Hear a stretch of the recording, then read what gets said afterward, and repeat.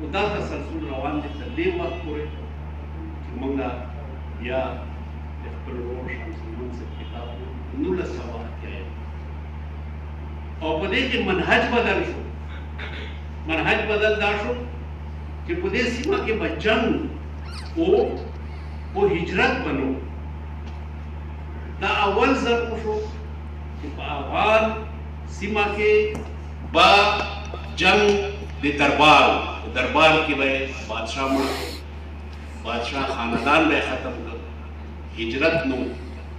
منهج بدل شو په 1980 کې. هغه منهج یو نوې رخ ورکړ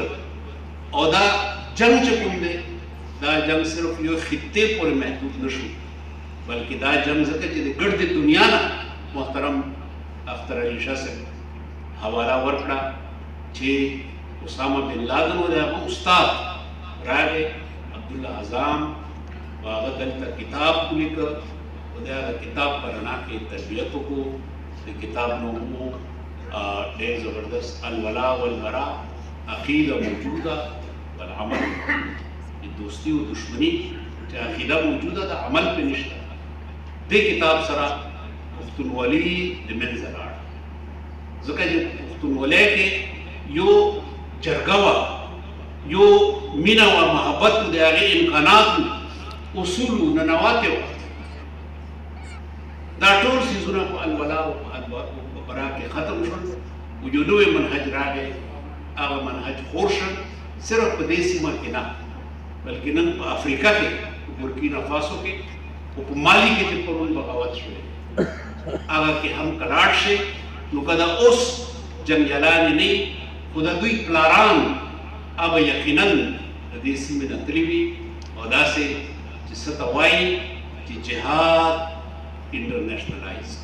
یو ټول جنګ مسلسل جنګ عالمي جوړ شو. نن په ګرده دنیا کې چې چېرته هم په افریقا کې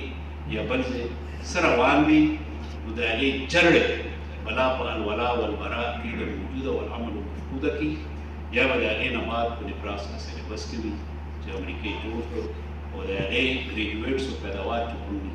هر نه هر ځای پاتې شي. نو دا خبرې ما خیال دا دی چې سوچ کول پکار دی چې آیا موږ دپاره پکار دا ده چې موږ هغه خلک چې چا جنګونو ته دوام ورکړی دی آیا هغه موږ وستایو او که چا امن راوستلو کوشش کړی دی هغه موږ وستایو. پښتانه تر اوسه پورې په دې مسله کې د یو خلجان او د ابهام په شکل.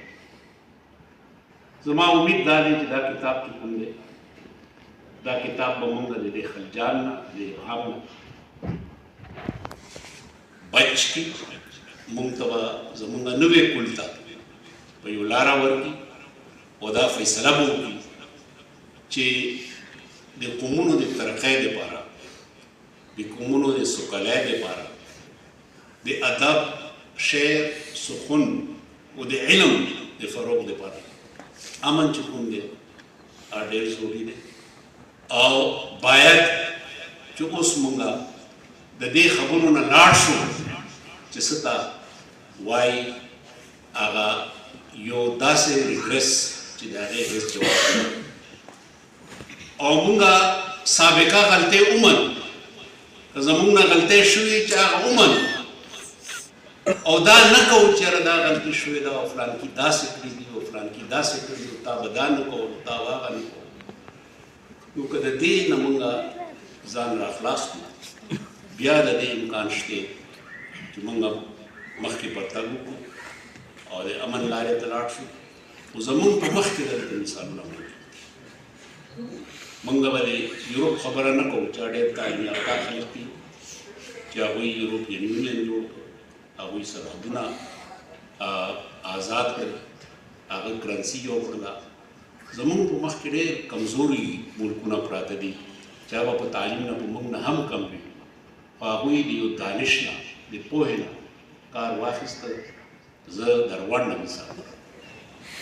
روانډا کې هم هوتو او توتسي جنګونه وکړل او په لاکونو خلک یې مړه شو قتل کړی بیا مشران راغون شول او هغوی وویل چېرې د دې جنګ نه هېڅ حاصل نشته او بیا یې امن راوسته. نو نن روانډا د هغې دارالحکومت کیګالي دا په افریقا کې د ساوت افریقې نه بعد بم غټ معیشت جوړېږي. نو دا زموږ په مخکې مثالونه موجود یا زموږ په مخکې واړه واړه ملکونه موجود د قطر په شکل د ابوظبي په شکل